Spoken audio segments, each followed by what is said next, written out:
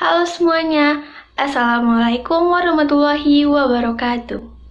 Selamat pagi anak-anak ibu, bagaimana kabarnya hari ini? Semoga selalu sehat dan tetap semangat. Hari ini, ibu akan mengajar di kelas 5 dengan tema 8 lingkungan sahabat kita, subtema 3 usaha pelestarian lingkungan, pembelajaran yang kedua. Sebelum kita memulai pembelajaran pada hari ini, alangkah lebih baiknya kita berdoa sesuai dengan agama dan kepercayaan masing-masing, agar pembelajaran kita pada hari ini dapat berjalan secara lancar. Tujuan pembelajaran kita pada hari ini yaitu agar anak-anak ibu dapat menganalisis pengaruh kualitas air terhadap kehidupan manusia dengan benar. Kemudian, anak-anak ibu dapat menjelaskan pengertian dan ciri-ciri gambar cerita dengan benar. Kemudian, anak-anak ibu dapat membuat gambar cerita dengan baik. Dan yang terakhir, anak-anak ibu dapat mengidentifikasi tindakan-tindakan pada teks non-fiksi. Walaupun kita tidak belajar secara langsung, ibu harap anak-anak ibu tetap semangat dalam pembelajarannya ya. Hari ini kita akan memulai pembelajarannya. Jangan lupa untuk siapkan alat tulisnya ya. Hari ini kita akan belajar dengan tema 8, subtema 3, pembelajaran kedua. Tahukah kamu apa yang terjadi jika kita mencuci baju dengan air yang sudah tercampur dengan minyak? Kita biasa mencuci baju menggunakan sabun atau deterjen.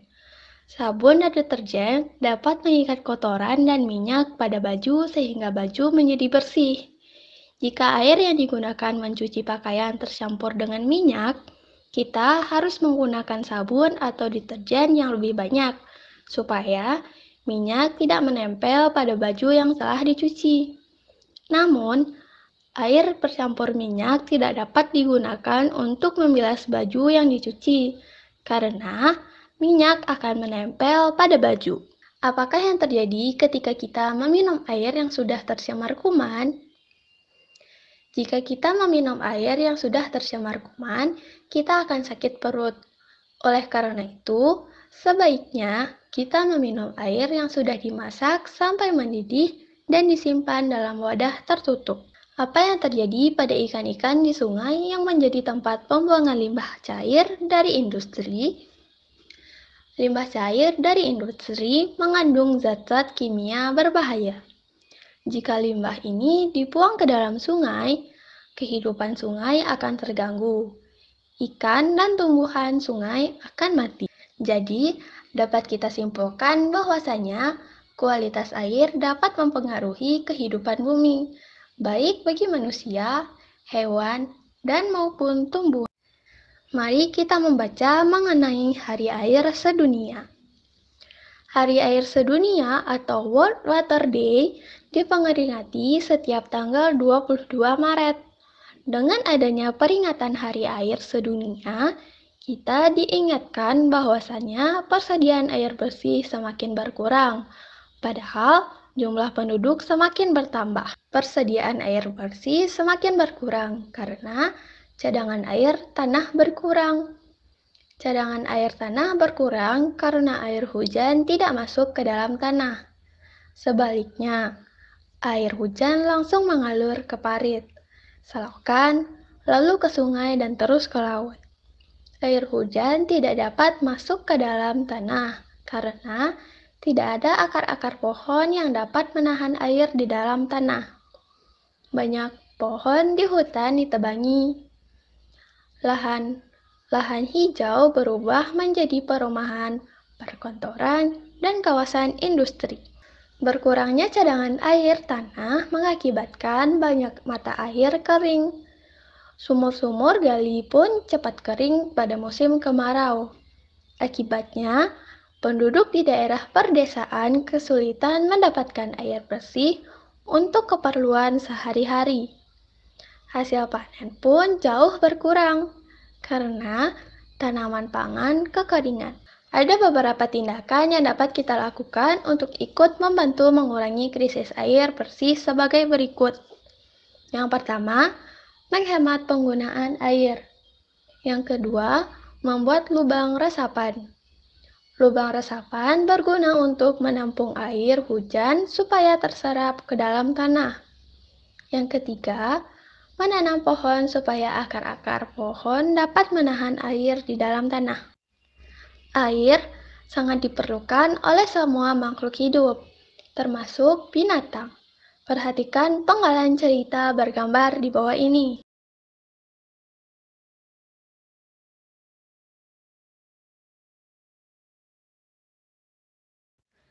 Gambar tersebut merupakan cuplikan dari buku cerita bergambar yang berjudul Kakek Bangau yang Baik Hati. Buku tersebut menceritakan sebuah sawah yang kekeringan. Katam dan Kata yang biasa hidup di situ menjadi sangat tersiksa. Mereka meminta pertolongan kepada kakek Bangau. Merasa iba, maka kakek Bangau terbang berkeliling mencarikan tempat berair bagi ketam-ketam dan kata-kata. Akhirnya, kakek Bangau menemukan sebuah telaga. Lalu dipindahkannya kata-kata dan ketam-ketam ke telaga itu. Karya gambar cerita banyak kita temui pada buku cerita, terutama buku cerita bergambar atau komik. Perhatikan gambar berikut mengenai ikan dan Kak Diko. Ciri-ciri gambar bercerita. Yang pertama, memudahkan pembaca dalam memahami suatu penjelasan atau cerita. Yang kedua, memberikan gambaran singkat isi tulisan atau cerita yang disampaikan. Yang ketiga, menambah nilai keindahan sajian sebuah tulisan atau cerita. Menggambar cerita dapat dilakukan dengan teknik kering atau teknik basah. Teknik kering menggunakan media pensil, arang, kapur, krayon, atau bahan lain yang tidak memerlukan air atau minyak.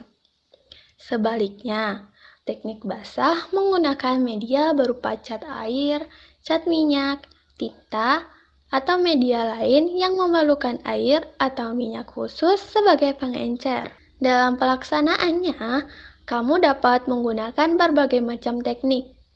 Kamu dapat menggambar cerita dengan teknik kering saja. Kamu dapat membuat gambar cerita dengan teknik basah saja.